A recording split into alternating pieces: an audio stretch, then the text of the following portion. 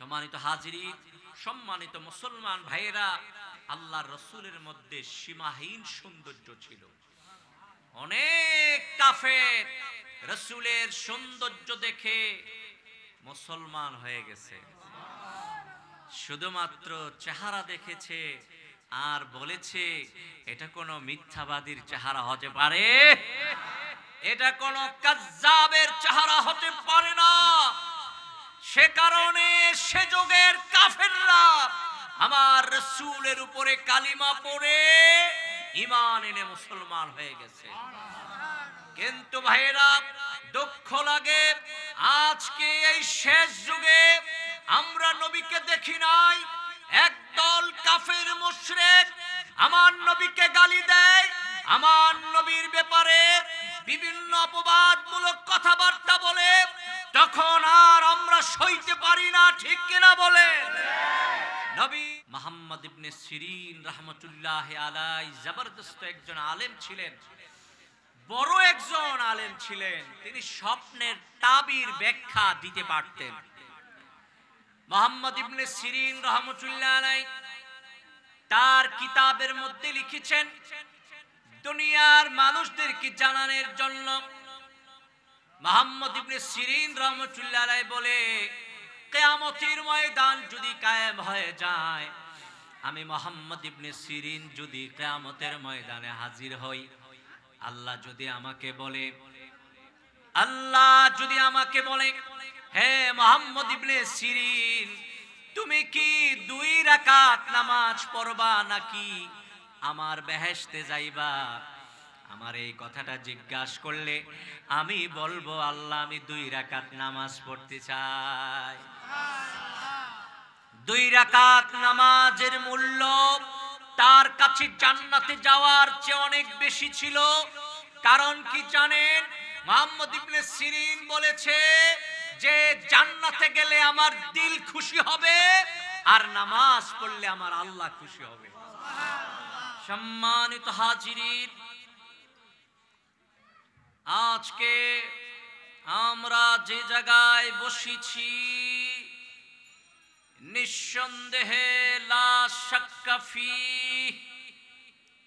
এতে কোনো সন্দেহ নাই আমরা আল্লাহর জান্নাতের ভিতরে বসেছি। আল্লাহর রাসূল বলেছেন, মাদারিসাতুল ইলমি হিয়া রাউযাতুম মির রিয়াজিল জান্নাহ। আমার দয়াল নবী, নূর নবী মুহাম্মদুর রাসূলুল্লাহ সাল্লাল্লাহু আলাইহি ওয়াসাল্লাম বলেছেন, যেখানে ইলমি দ্বীনের কথা, যেখানে কোরআন হাদিসের আলোচনা, ওই জায়গা সাধারণ কোন জায়গা নয়, ওই জায়গাটা আল্লাহর বেহেশতের একটি টুকরা। চিৎকার বলেন সুবহানাল্লাহ। সম্মানিত হাজিরিন, অন্য হাদিসের মধ্যে এসেছে, আল্লাহর রাসূল বলেছেন, মান জালাসা ইনদাল আলিমি সাআতাইন আও আকালা মাহু লুকমাতাইন আও সামিয়া মিনহু কালিমাতাইন আও মাশা মাহু খুতুতাইন আ'তাহু আল্লাহু তাআলা জান্নাতাইন কুল্লু জান্নাহ মিসলুদ দুনিয়া মাররাতাইন। আজ থেকে ১৫০০ বছর আগে আমার দয়াল নবী, নূর নবী বলেছেন, দুনিয়ার কোন উম্মত যদি, আমার কোন উম্মত যদি কোন আলেমের সাথে কিছুক্ষণ বসে, অথবা কোন আলেমের জবান থেকে কিছুক্ষণ 2-1টা কালাম শুনে, অথবা কোন আলেমের সাথে 2-1 কদম চলে, অথবা কোন আলেমের সাথে দুই লোকমা খাবার খায়, আতাহুল্লাহু তাআলা জান্নাতাইনে, আল্লাহ পাক খুশি হয়ে তাকে দুইটা জান্নাত দান করে। কুল্লু জান্নাহ মিসলুদ দুনিয়া মাররাতাইন, প্রত্যেকটা বেহেশত এই দুনিয়ার দুইটার সমান। আপনারা খুশি না বেজার? জান্নাত পাইয়া খুশি না বেজার? বলেন আলহামদুলিল্লাহ। সম্মানিত হাজিরিন, সম্মানিত মুসলমান ভাইয়েরা, আমরা এই মাহফিলে এসেছি শুধুমাত্র একমাত্র আল্লাহ ও তার রাসূলের ভালোবাসা পাওয়ার জন্য, ঠিক কিনা? অন্য কোনো ইচ্ছা আমাদের নাই। নেক নিয়ত করে এসেছি আল্লাহ ও তার হাবিবের ভালোবাসা, আল্লাহ ও তার হাবিবের মহব্বত অর্জন করব, ঠিক কিনা? এছাড়া অন্য কোনো বাজে নিয়ত আছে? খেলার ময়দান ফেলে দিয়ে জান্নাতের ময়দানে হাজির হয়েছেন, খেলার ময়দান ফেলে দিয়ে ওয়াজের ময়দানে হাজির হয়েছেন, তার বিনিময় কি জানেন? লিকুল্লি হারফিন ওয়া লিকুল্লি কদমিন ইবাদাত সানা, প্রত্যেকটা কদম এবং প্রত্যেকটা হরফের বিনিময়ে আল্লাহ পাক 1 বছর ইবাদত করার সওয়াব আমল নামায় লিখেন। সওয়াব কেউ কাউকে দিবে না, দিবে? কিয়ামতের ময়দানে, হাসরের ময়দানে মানুষ যখন উঠবে, যদি কোনো মানুষ একটি নেকির অভাবে পড়ে যায়, মা মনে হয় দিবে, বাবা দিবে, আত্মীয় স্বজন কেউ দিবে না, বন্ধু বান্ধব দিবে, বিবি দিবে, তাই না? নিজের পরিবারে কেমনে না দেয়? আল্লাহ পাক বলেন কেউ কাউকে চিনবে না, ঠিক কিনা? সম্মানিত হাজিরিন, এই দুনিয়া হচ্ছে সওয়াব কামানের, ইনকামের জায়গা। এখানে যারা সওয়াব ইনকাম করবে, আল্লাহ পাক তাদেরকে কাল কিয়ামতের ময়দানে জান্নাত দিয়ে দিবে। আমরা যে এই বেহেশতের বাগানে এসেছি, বসেছি, আল্লাহর রাসূল বলেন আল্লাহ পাক আমাদেরকে প্রত্যেকটা কদমের বিনিময়ে 1 বছর ইবাদত করার সওয়াব দিবেন। প্রত্যেকটা হরফের বিনিময়ে আল্লাহ পাক 1 বছর ইবাদত করার সওয়াব দিয়ে দিবেন। বলেন সুবহানাল্লাহ। সম্মানিত হাজিরিন, সম্মানিত মুসলমান ভাইয়েরা, আমরা সকলে আল্লাহর বান্দা, ঠিক কিনা? তার নবী মুহাম্মদুর রাসূলুল্লাহ সাল্লাল্লাহু আলাইহি ওয়াসাল্লামের প্যারা উম্মত, ঠিক কিনা? নবীর উম্মত দাবি করি, কিন্তু নবীকে ভালোবাসি না, উম্মত হওয়া যাবে?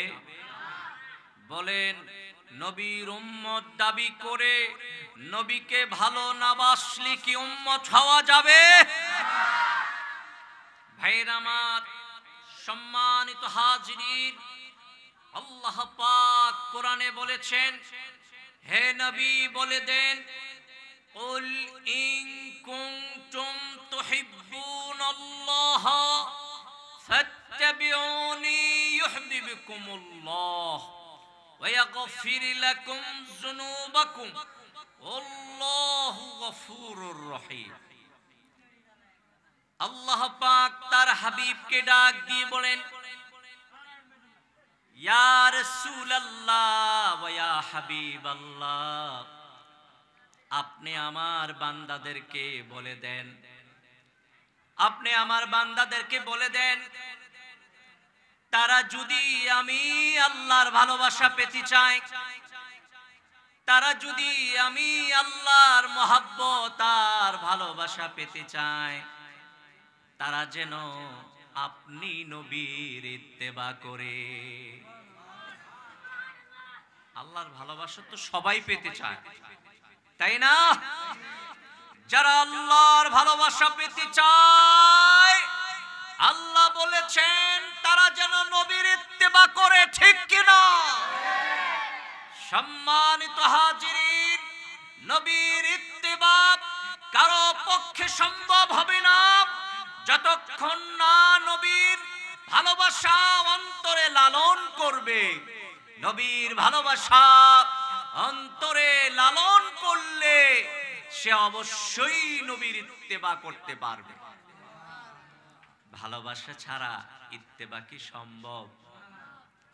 নবীর প্রেম আর ভালোবাসা দিয়া কলিজা ভরপুর করতে পারলে নবী যেইভাবে চলেছেন সেইভাবে চলা যাবে, ঠিক কিনা? মুসলমান ভাইরা, সম্মানিত হাজিরিন, আপনাদেরকে আমি বোঝানোর চেষ্টা করছি, অবশ্যই নবীর ইত্তেবা করব। নবীর ইত্তেবার আগে যদি আমরা কলিজায় নবীর মহব্বত আর ভালোবাসা লালন করতে পারি, ইত্তেবা করা সহজ হবে। আর ইত্তেবা করতে পারলে আল্লাহর ভালোবাসা পাওয়া যাবে। আল্লাহ পাক বলেন, ইউহিব্বুকুমুল্লাহ, আল্লাহ বলেন, হে নবী আপনার উম্মতদেরকে বলে দেন, আমার বান্দাদেরকে বলে দেন, তারা যদি আপনার ইত্তেবা করে আপনাকে ভালোবাসে, আমি আল্লাহ নিজেই তাদেরকে ভালোবাসবো। শুধু তাই নয়, শুধু তাই নয়, ওয়ায়াগফির লাকুম যুনুবাকুম ওয়াল্লাহু গফুরুর রহিম। আমি আল্লাহ কি করব জানেননি? আমি আল্লাহ তাদেরকে ভালোবাসার পরে তাদের জীবনের সগীরা কবিরা সব গুনাহ মাফ করে দিব। আল্লাহ শুধু ভালোবাসবেন এমন নয়, আল্লাহ পাক সমস্ত গুনাহ খাতা মাফ কইরা জান্নাত দিয়ে দিবেন। বলেন সুবহানাল্লাহ। আমরা কি জান্নাত চাই না? একদল মানুষ আছে, তারা বলে নবীকে ভালোবাসলে নাকি আল্লাহর জান্নাত পাওয়ার কোনো গ্যারান্টি নাই। আমি তাদেরকে বলবো, শুনে নাও নবীর হাদিস। আল্লাহর রাসূল বলেছেন, মান আহাব্বা সুন্নতি ফাকাদ আহাব্বানি ওয়া মান আহাব্বানি কানা মাই ফিল জান্নাহ। আমার রাসূল দয়াল নবী বলেছেন, যারা আমার সুন্নাতকে ভালোবাসবে তারা যেন আমি স্বয়ং নবীরে ভালোবাসলো। আর যারা ওয়ামান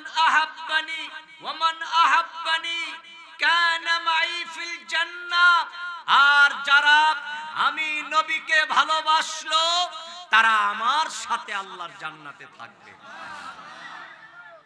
কে না চায় নবীর সাথে জান্নাতে থাকতে? নবীর সুন্নত তরিকা পালন করলে আর কলিজাটা নবীর ভালোবাসা দিয়া ভরপুর রাখলে অবশ্যই সাহাবায়ে কেরামের মতো নবীর সাথে থাকা যাবে। বলবেন না সুবহানাল্লাহ? সম্মানিত হাজিরিন, সম্মানিত মুসলমান ভাইয়েরা, অনেকে প্রশ্ন করতে পারেন, হুজুর ভালোবাসা কারে কয়? এটা অনেকের প্রশ্ন থাকতে পারে, বাবা ভালোবাসা কারে কয়? এটা বুঝানোর জিনিস না, এটা বুঝার জিনিস, ঠিক কিনা? এই জমানায় ভালোবাসা কারে কয় বুঝে না এমন মানুষ এখন পাওয়া যাবে না, ঠিক কিনা? ভালোবাসা করতে করতে ভালোবাসা দিবস পর্যন্ত মানুষ রেখে দিছে, ঠিক কিনা? ভাইরা আমার, দুনিয়ার যত ভালোবাসা আছে সব ভালোবাসা আমাদের কাছে তুচ্ছ। নবী মুহাম্মদুর রাসূলুল্লাহ সাল্লাল্লাহু আলাইহি ওয়াসাল্লামের ভালোবাসা আমাদের কাছে শ্রেষ্ঠ। সব ভালোবাসা আমাদের কাছে তুচ্ছ, নবীর ভালোবাসাটাই আমাদের মাথার তাজ। ঠিক কিনা বলেন? সম্মানিত হাজিরিন, ফাতহুল বারির মুসান্নিফ বুখারী শরীফের শরহ ফাতহুল বারিতে এসেছে ভালোবাসা হয় চারটা কারণে। চার কারণে মানুষ মানুষকে ভালোবাসে। আমরা যে ভালোবাসি আসলে কয়টা কারণে ভালোবাসি আমরা জানি না, এমনি ভালোবাসি।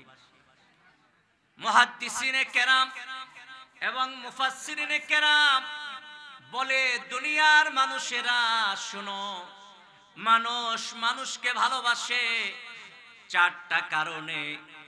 এক নাম্বার হচ্ছে জামাল, দ্বিতীয় নাম্বার হচ্ছে কামাল, তৃতীয় নাম্বার হচ্ছে কারাবাত, চতুর্থ নাম্বার হচ্ছে ইহসান। জামাল, জামাল মানে কি? সৌন্দর্য।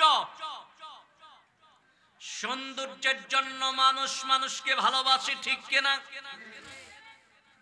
চেহারা যদি সুন্দর হয় তাহলে একজন আরেকজনরে ভালোবাসে।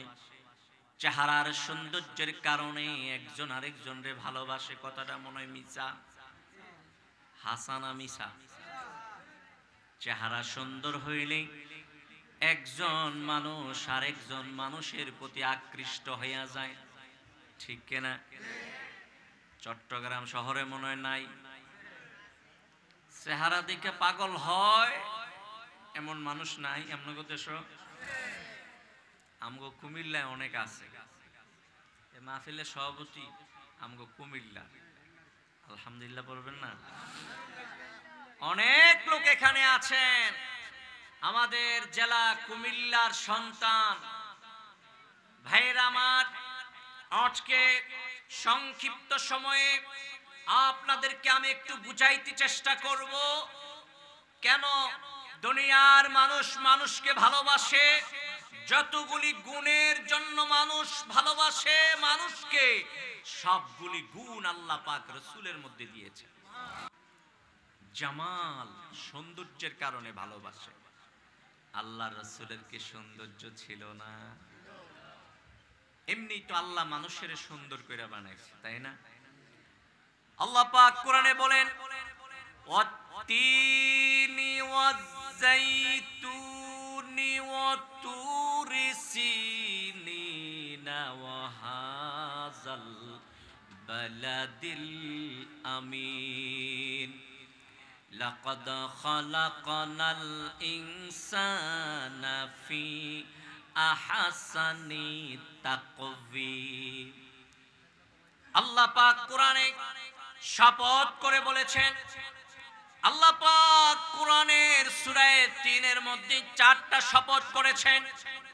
৩ ফলের শপথ, জৈতুন ফলের শপথ, তারপরে তুর পাহাড়ের শপথ, মক্কাতুল মুকাররমার শপথ। এই চারটা শপথ করে আমার আল্লাহ বলেন, আমি দুনিয়ার মানুষদেরকে সবচেয়ে সুন্দর করে বানিয়েছি। বলেন সুবহানাল্লাহ। এই পৃথিবীতে যত মাখলুকাত আছে, যত হাইওয়ান জানোয়ার যা কিছু চোখে দেখেন, সবচেয়ে সুন্দর করে আল্লাহ মানুষরে বানাইছে। আলহামদুলিল্লাহ পড়বেন না? সম্মানিত হাজিরিন, আবার আল্লাহ পাক সবাইকে একরকম করে বানায় নাই। কাউকে সৌন্দর্য বেশি দিয়েছেন, কাউকে কিছু কম দিয়েছেন, তাই না? তারপরেও মানুষ হিসেবে আমরা সবচেয়ে সুন্দর জাতি, ঠিক কিনা? ভাইয়ের আমার, সম্মানিত হাজিরিন, নবীদের মধ্যে ইউসুফ আলাইহিস সালাম অনেক সুন্দর ছিলেন। ইউসুফ আলাইহিস সালাম নাম শুনছেন? ইউসুফ আলাইহিস সালাম এত সুন্দর ছিলেন, এত সুন্দর ছিলেন।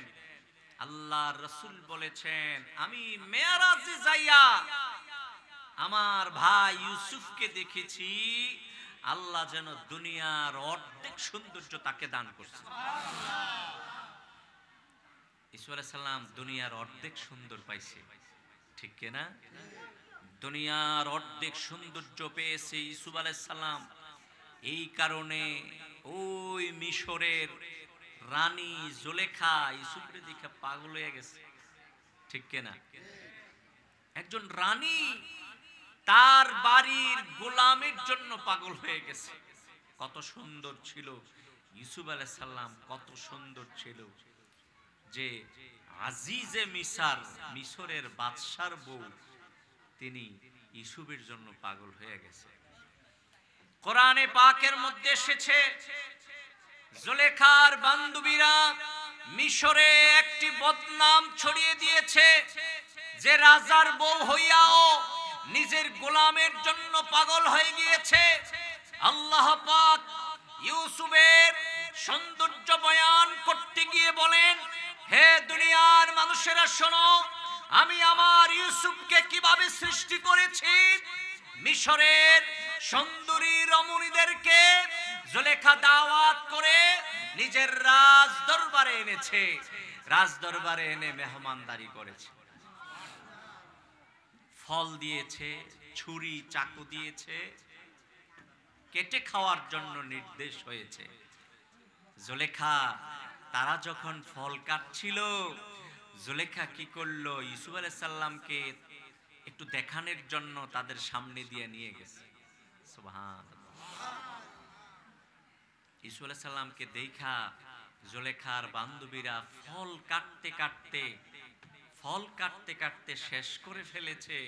ওই যে ইউসুফের দিকে তাকিয়েছিল, তারা ফল কাটা শেষ করে আঙ্গুল কেটে ফেলেছে, তারা কোনো ব্যথা অনুভব করেনি। পৃথিবীতে এখন এমন সুন্দর নাই যে সুন্দর দেখা আঙ্গুল কাটলে আপনারা ব্যথা অনুভব করবেন না, কারণ ইউসুফ এত সুন্দর ছিল, ইউসুফের দিকে তাকায়া তারা অবাক হয়ে গিয়েছে আর বলেছে, জুলেখা তুমি যার জন্য পাগল হয়েছ, নিঃসন্দেহে এটা কোনো মানুষ হতে পারে না, এটা আল্লাহর একজন সম্মানিত ফেরেশতা হবে। আল্লাহ পাক এই কথাটাই কোরআনে বলেছেন, ওয়াকাত্তা'না আইদিয়াহুন্না ওয়া কুলনা হাশা লিল্লাহি মা হাযা বাশারা ইন হাযা ইল্লা মালাকুন কারীম।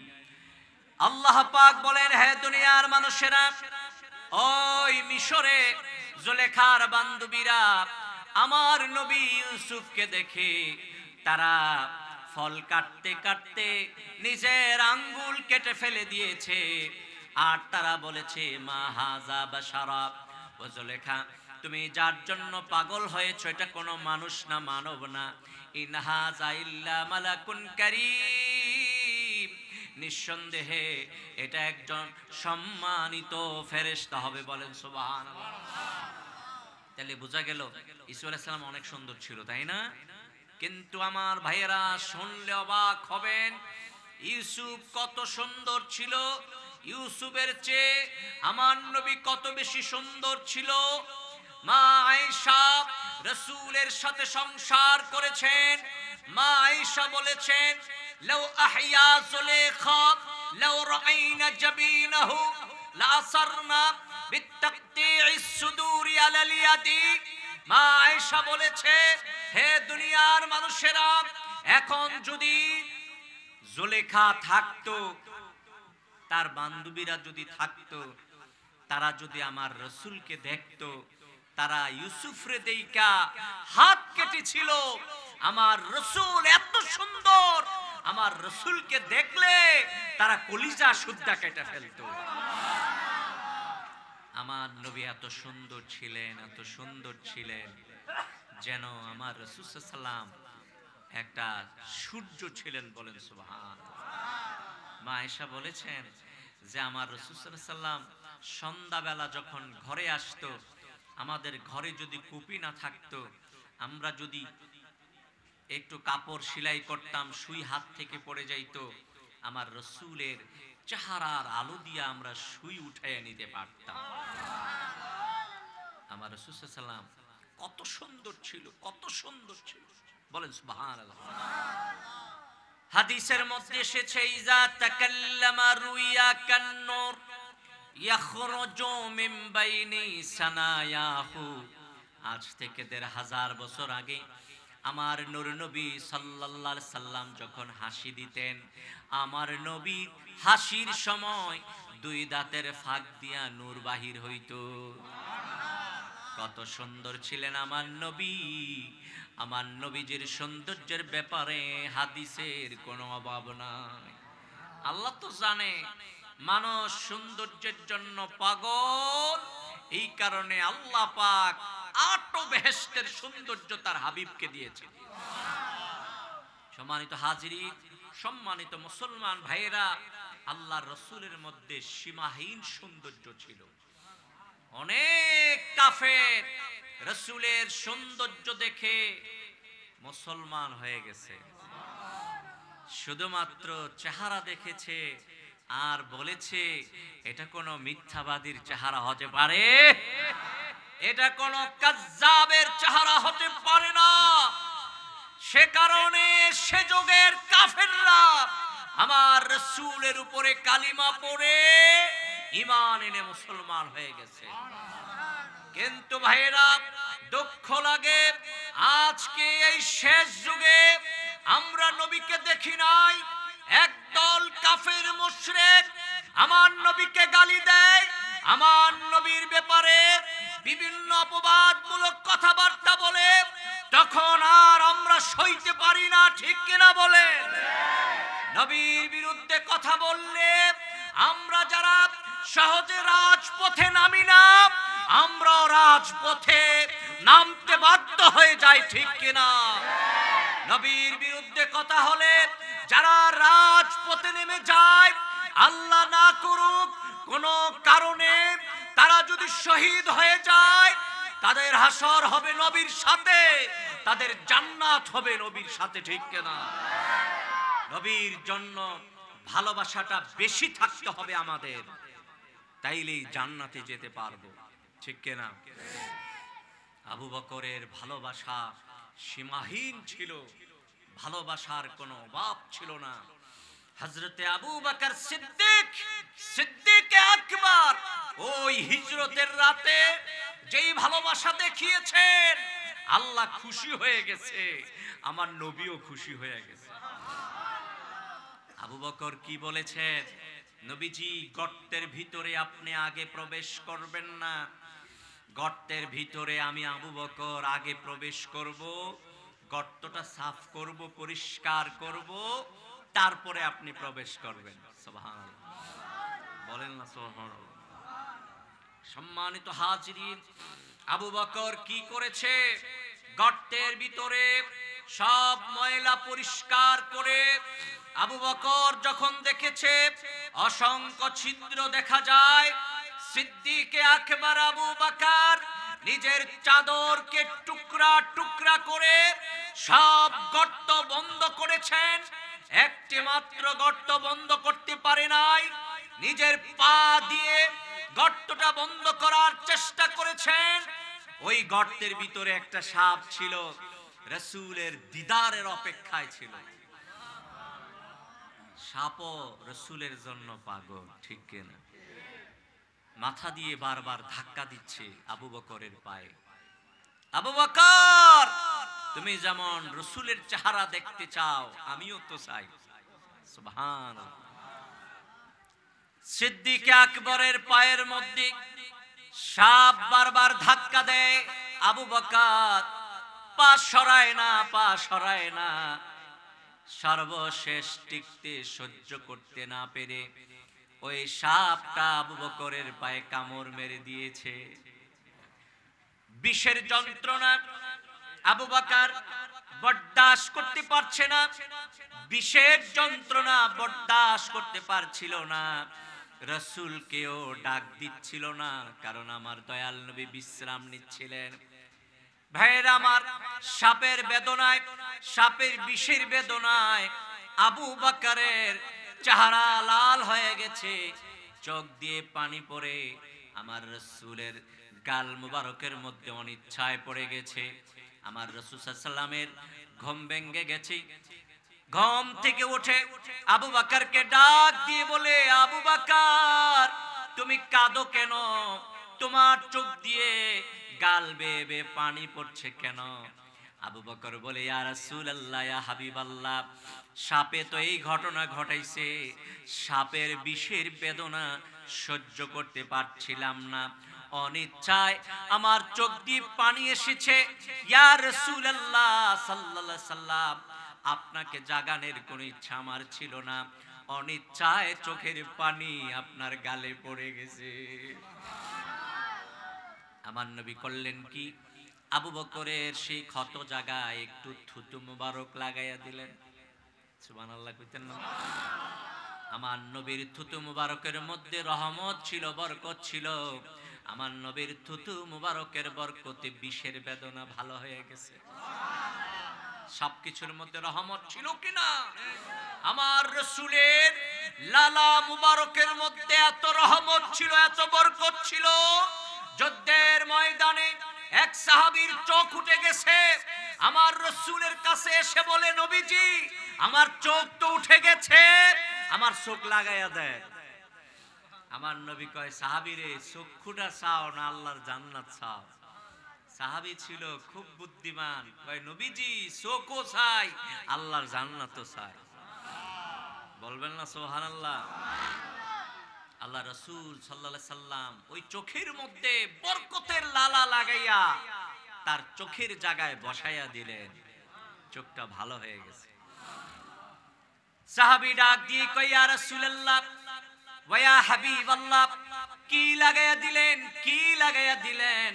আমার ভালো চোখটা দিয়ে আমি যা দেখি, আমার এই চোখটা দিয়ে আমি তার চেয়ে অনেক বেশি দেখি।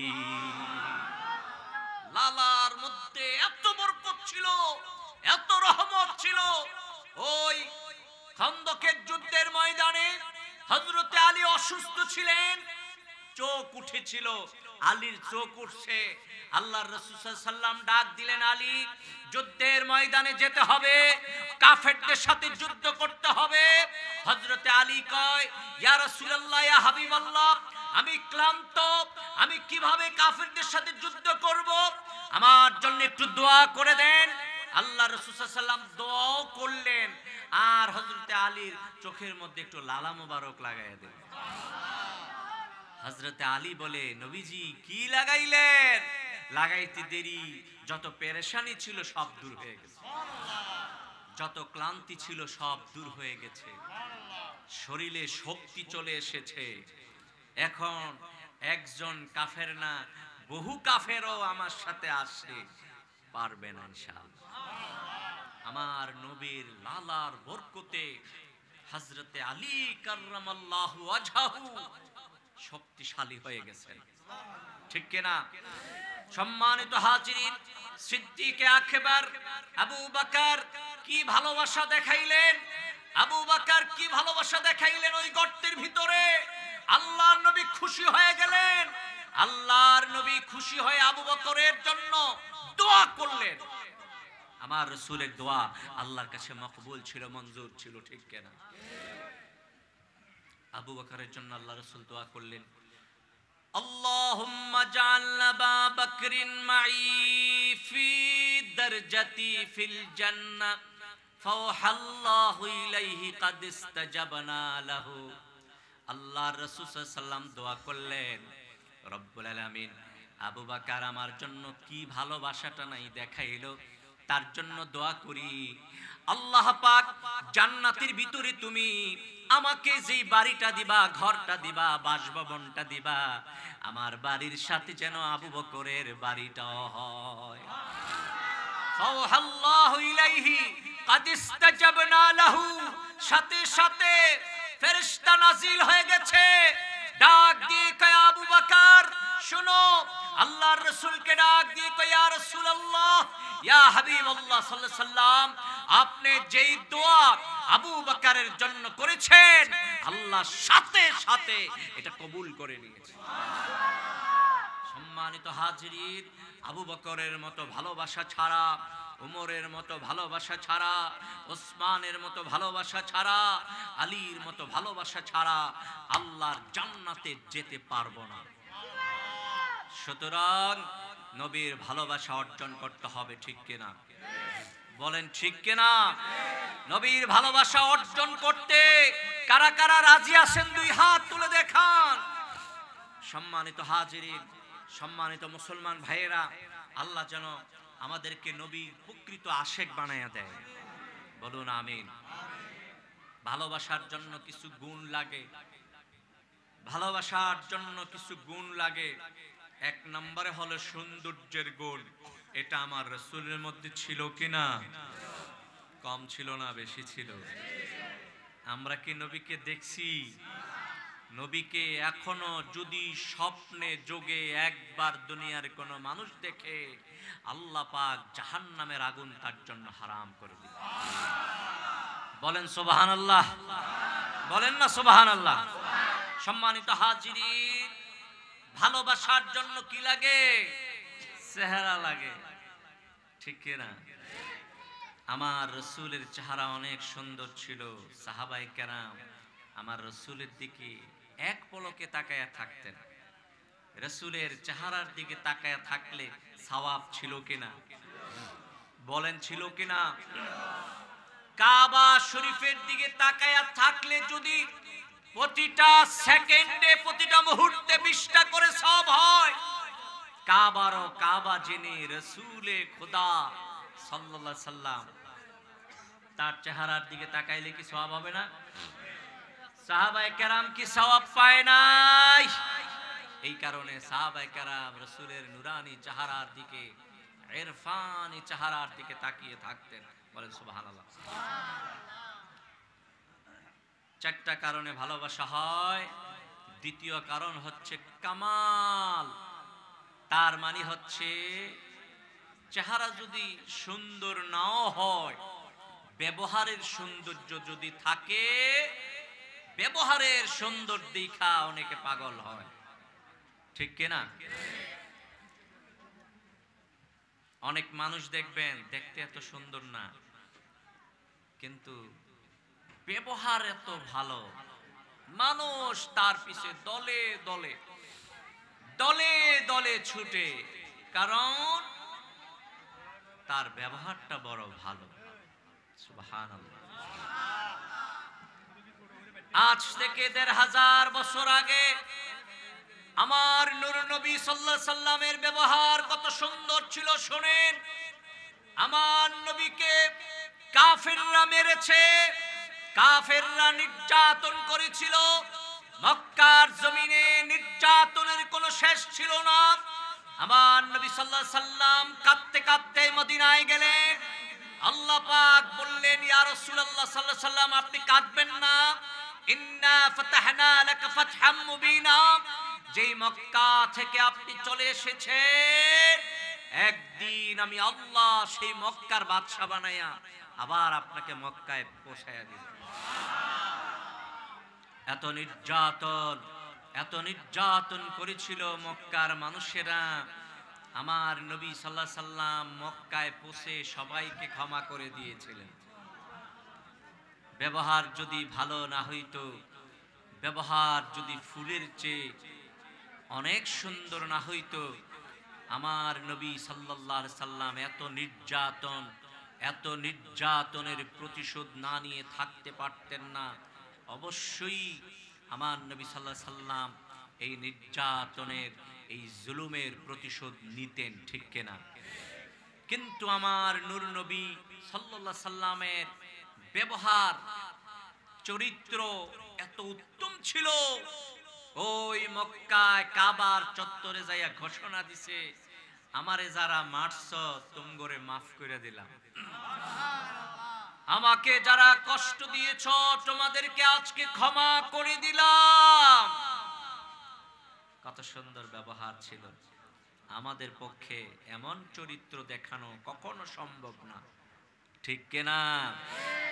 আমরা তো এক থাবর দিলে দুই থাবর লাগাইয়া দেই, আমরা তো সুই দিয়া গুতা দিলে শাবল দিয়া ঠেলা দেই, ঠিক কিনা? আমাদের চরিত্র, আমরা কি করি? আমরা একটা দিলে দুইটা দেই, প্রতিশোধ। আমরা এত প্রতিশোধ পরায়ণ, আমরা মানুষকে ক্ষমা করতে জানি না, ঠিক কিনা বলে? সম্মানিত হাজিরিন, আজ থেকে ১৫০০ বছর আগে আমার রাসূল সাল্লাল্লাহু আলাইহি সাল্লাম ক্ষমার দৃষ্টান্ত দেখিয়েছেন। সারা পৃথিবীর সব মানুষেরা অবাক হয়ে গিয়েছিল। সুবহানাল্লাহ। আমার নবীর ব্যবহার এত ভালো ছিল।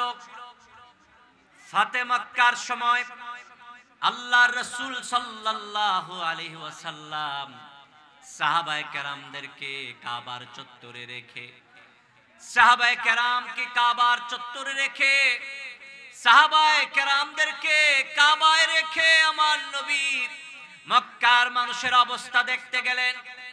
যায়া দেখে মক্কার একদম শেষ প্রান্তে একজন বৃদ্ধা মহিলা পালিয়ে যাচ্ছে গাঁটটি বসকা লইয়া। আল্লাহ রাসূল বললেন, মা জান কোথায়?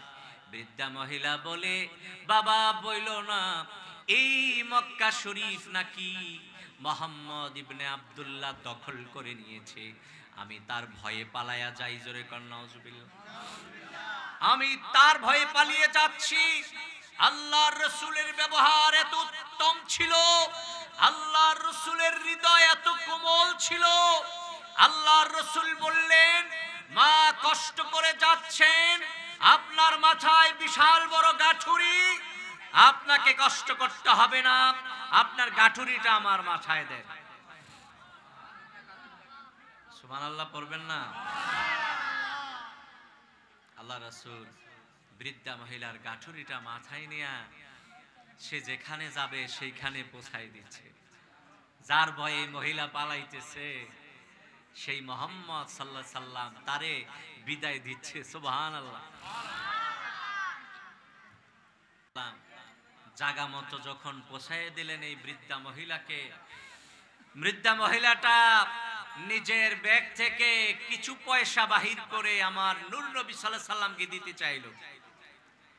আল্লাহর নবী ডাক দিয়ে কয়, মা কোন উজরতির জন্যই পরিশ্রম করি নাই, আপনার কষ্ট যেন লাঘব হয়ে যায় এই কারণে একটু কষ্ট করলাম। বৃদ্ধা মহিলাটা চোখের পানিগুলি ফেলে দিয়ে ডাক দিয়ে কয়, বাবা তোমার মতো মানুষ এই পৃথিবীতে মনে হয় আর একজন নাই। সুবহানাল্লাহ বলবেন না? আল্লাহর নবীকে ডাক দিয়ে কয়, বাবা তোমার পরিচয় জানি না, তোমার পরিচয় কি আমি জানি না, তুমি কে তোমাকে চিনি না, আমি তো মুহাম্মদের ভয়ে পালিয়ে যাচ্ছিলাম, দয়া করে তোমার পরিচয়টা দিবানি। আমার নবী কয়, যে মুহাম্মদের ভয়ে আপনি পালিয়ে যাচ্ছেন আমি সেই মুহাম্মদ ইবনে আব্দুল্লাহ। বৃদ্ধা মহিলাটা অবাক হয়ে গেছে, ডাক দিয়ে কয়, বাবা তোমার বিরুদ্ধে কাফিররা অনেক কথা বলেছে, তুমি নাকি সন্ত্রাস, তুমি নাকি জাদুঘর, তোমার ব্যাপারে অনেক খারাপ খারাপ কথা বলেছে।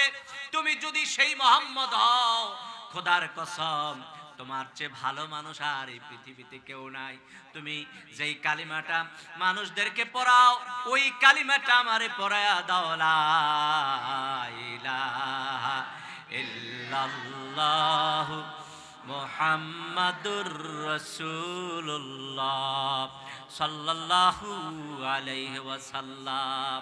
সম্মানিত হাজিরিন, সম্মানিত মুসলমান ভাইয়েরা, আল্লাহর রাসূলের ব্যবহার কত ভালো ছিল, তার দৃষ্টান্ত যদি একটি একটি করে আমি দেই শেষ হবে না, শেষ হবে না, শেষ হবে না। রাসূলের চরিত্র এত ভালো ছিল বলে কয়ে শেষ করা যাবে না। রাসূলের চেহারা এত উত্তম ছিল, তাও বলে কয়ে শেষ করা যাবে না। রাসূল আমাদেরকে দিয়ে গেছেন কোরআন, দিয়ে গেছেন তার আদর্শ।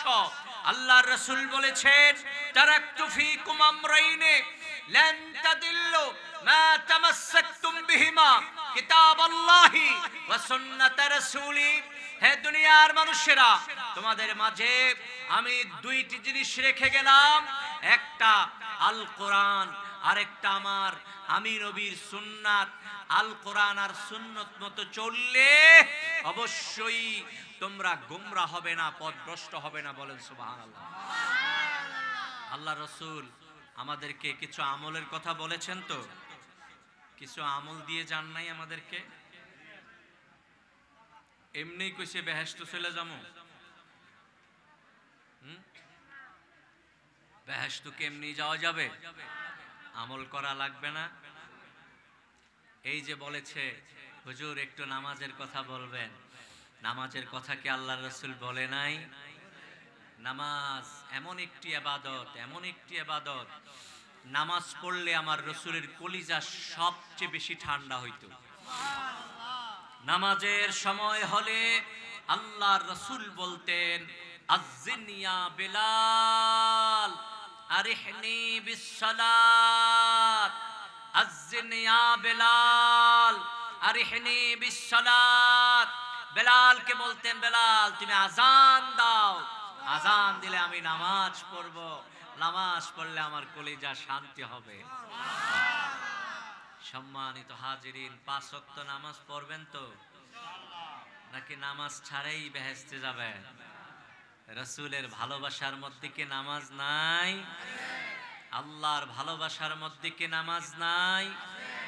নামাজ ছাড়া রাসূলের ভালোবাসা পাওয়া যাবে না, নামাজ ছাড়া আল্লাহর কুরবত পাওয়া যাবে না, ঠিক কি না? মুহাম্মদ ইবনে সিরিন রাহমাতুল্লাহি আলাইহি জবরদস্ত একজন আলেম ছিলেন, বড় একজন আলেম ছিলেন। তিনি স্বপ্নের তাবির ব্যাখ্যা দিতে পারতেন। মুহাম্মদ ইবনে সিরিন রাহমাতুল্লাহি আলাইহি তার কিতাবের মধ্যে লিখেছেন, দুনিয়ার মানুষদেরকে জানানোর জন্য মুহাম্মদ ইবনে সিরিন রাহমাতুল্লাহি আলাইহি বলে, কিয়ামতের ময়দান যদি কায়েম হয়ে যায়, আমি মুহাম্মদ ইবনে সিরিন যদি কিয়ামতের ময়দানে হাজির হই, আল্লাহ যদি আমাকে বলে, হে মুহাম্মদ ইবনে সিরিন, তুমি কি 2 রাকাত নামাজ পড়বা নাকি আমার বেহেশতে যাইবা? আমার এই কথাটা জিজ্ঞাসা করলে আমি বলবো, আল্লাহ আমি 2 রাকাত নামাজ পড়তে চাই। 2 রাকাত নামাজের মূল্য তার কাছে জান্নাতে যাওয়ার চেয়ে অনেক বেশি ছিল। কারণ কি জানেন? মুহাম্মদ ইবনে সিরিন বলেছে যে জান্নাতে গেলে আমার দিল খুশি হবে, আর নামাজ পড়লে আমার আল্লাহ খুশি হবে। আল্লাহ ও তার হাবিবকে খুশি করার জন্য কয় ওয়াক্ত নামাজ পড়া লাগবে? এই নামাজ দুনিয়ায় রাসূলকে রাইখা আল্লাহ ফরজ করে নাই, নামাজ ফরজ হয়েছিল আল্লাহর বাড়িতে আমার নবীরে মেহমান বানাইয়া তারপরে নামাজ দিয়েছেন। বলে সুবহানাল্লাহ।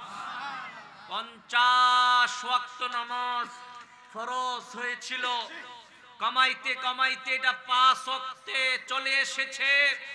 আল্লাহ পাক বলেছেন, নবীজি আপনার উম্মতেরা যদি এই 5 ওয়াক্ত নামাজ ঠিক মতো পড়ে, আমি আল্লাহ পাক 10 গুণ বাড়াইয়া 50 ওয়াক্তের সওয়াব দেব। আল্লাহ পাক কোরআনে বলেছেন, মান জাআ বিল হাসানাতি ফালাহু আশরু আমসালিহা। তোমরা মুহাম্মদ সাল্লাল্লাহু আলাইহি সাল্লামের উম্মত, তোমরা একটা নেকের কাজ করলে আমি একটা সওয়াব দেই না, 10টা সওয়াব দেই। আমাদের হায়াত কম, আমরা হায়াত পাই কম। অন্য নবীরা অনেক হায়াত পেয়েছেন, 500, 1000, 2000। তারা বেশি আমল করেছেন ঠিক, কিন্তু বেশি সওয়াব পায় নাই। তারা একটা আমল করলে একটা সওয়াব পাইতেন, আমরা একটা আমল করলে কমস কম 10টা সওয়াব পাই। কিয়ামতের ময়দানে দেখা যাবে অন্য নবীর উম্মতেরা 500 1000 বছর যারা হায়াত পেয়েছে সওয়াব তাদের কম। আমরা 60 63 70 বছর হায়াত পাইয়া তাদের চেয়ে সওয়াবের দিক দিয়ে অনেক এগিয়ে যাব। আল্লাহ পাক ডাক দিয়ে বলবে, অন্য নবীর উম্মতদেরকে ডাক দিয়ে বলবে, ও মুসার উম্মতেরা, ও ঈসার উম্মতেরা, ও আদমের নূহের উম্মতেরা, ইব্রাহিমের উম্মতেরা, তোমরা হায়াত বেশি পেয়েছো ঠিক, কিন্তু সওয়াবের দিক দিয়ে আমার নূর নবী মুহাম্মদ সাল্লাল্লাহু আলাইহি সাল্লামের উম্মতেরা অনেক আগায়া গেছে। আজকে আমার মুহাম্মদ সাল্লাল্লাহু আলাইহি সাল্লামের উম্মতের আগে তোমরা বেহেশতে যেতে পারবা না। আল্লাহ পাক আমাদেরকে প্রেরণ করেছেন সবার পরে, আর সব নবীর উম্মতের আগে বেহেশতে পৌঁছায় দিবেন। তার কারণ কি? আমরা সওয়াবের দিক দিয়ে অনেক এগিয়ে থাকব। আমরা একটা সওয়াবের কাজ করলে আল্লাহ 10টা সওয়াব দেয়। রোজার মাসে 70টা সওয়াব কে দেয়? ভাইয়েরা আমার, আবার জাগার কারণে সওয়াবের ডিফারেন্স হয়ে যায়। ঘরে নামাজ পড়লে একরকম সওয়াব, মসজিদে নামাজ পড়লে আরেক রকম সওয়াব, ঠিক কিনা? পাঞ্জেগানা মসজিদে নামাজ পড়লে একরকম সওয়াব, জুমার মসজিদে নামাজ পড়লে আরেক রকম সওয়াব, ঠিক কিনা?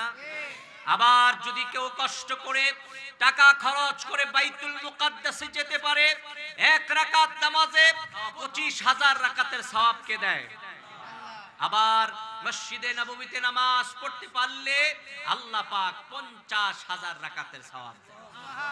যদি বাইতুল্লাহ খানায়ে কাবায় যায় এক রাকাত নামাজ পড়তে পারি, এক রাকাতের বিনিময়ে আল্লাহ পাক 1,00,000 রাকাতের সওয়াব দেয়। কিছু কিছু রাতের কারণে সওয়াব বেড়ে যায়, কিছু কিছু মাসের কারণে সওয়াব বেড়ে যায়, কিছু কিছু জাগার কারণে সওয়াব বেড়ে যায়। এই যে আজকে আসছেন জান্নাতের বাগানে, এখানে বৃষ্টির মতো রহমত নাজিল হচ্ছে, প্রতিটি হরফে হরফে 1 বছর ইবাদতের সওয়াব আমল নামায় ফেরেশতারা লিখতেছে। সম্মানিত হাজিরিন, সম্মানিত মুসলমান ভাইয়েরা, আমরা যদি নামাজ পড়ি সওয়াব আসেনি। নামাজ ছাড়া কিন্তু আল্লাহর বেহেশতে যেতে পারবেন না। বাংলাদেশে এমন কোন পীর মাশায়েখ নাই যে আমার কাছে মুরিদ হইছো ঠিক নামাজ পড়ো না, এমন পীর আছে? সবার কাছে গেলে প্রথমেই কয় বাবা নামাজ পড়ো, ঠিক কিনা? আপনাদের চট্টগ্রামেও যত পীর মাশায়েখ আছে তারা নামাজের কথা বলে কিনা? নামাজের কথা অবশ্যই বলে। সব পীরেরা নামাজের কথা বলে। নামাজ ছাড়া কেউ কয় না তুমি নামাজ পড়ো না, তোমারে আমি জান্নাতে নিয়ে যাব, এ কথা কেউ বলে? নামাজ অবশ্যই পড়তে হবে। আমরা 5 ওয়াক্ত নামাজ পড়ার চেষ্টা করব ইনশাআল্লাহ। বলেন ইনশাআল্লাহ। আল্লাহ তুমি কবুল করো, মঞ্জুর করো। অনেক রাত হয়ে গেছে, প্রায় 1টার কাছাকাছি বাজে। বাবা, আমাকে অনেক দূরে যেতে হবে, আগামীকাল যে আবার জুমা পড়তে হবে দরবার শরীফে। আপনারা হয়তোবা অনেকে কুমিল্লার মানুষ, আমাদের বানিয়াপাড়া দাউদকান্দি থানার বানিয়াপাড়া দরবার চিনতে পারেন। আপনারা চিনেন তো? নাম শুনছেন না? অনেকে না দেখলেও তো শুনছেন অবশ্যই। আমাদের বানিয়াপাড়া দরবারের প্রতি বছর বাৎসরিক ইসালে সওয়াবের মাহফিল হয় মাঘ মাসের প্রথম বৃহস্পতিবার। আপনাদের চট্টগ্রাম থেকে অনেক লোক যায় আমাদের দরবারের মাহফিলে। এবছর মাঘ মাসের 5 তারিখ, 5ই মাঘ 19শে জানুয়ারি, 5ই মাঘ 19শে জানুয়ারি আপনাদের সকলকে দাওয়াত করলাম, সকলে যাবেন ইনশাআল্লাহ। দাওয়াত করে গেলাম, আপনারা আমাকে দাওয়াত করে এনেছেন, আমিও আপনাদেরকে আমার বাড়িতে দাওয়াত করলাম, যাবেন ইনশাআল্লাহ। সারা রাত ব্যাপী মাহফিল হয়, আলোচনা শুনবেন, সেখানে মিলাদ হয়, কিয়াম হয়, রাসূলের ভালোবাসা শেখানো হয়, রাসূলের মহব্বতের কথা বলা হয়, দ্বীনি আলোচনা হয়। আল্লাহ যেন যাওয়ার তৌফিক দান করে। বলেন আল্লাহুম্মা আমিন।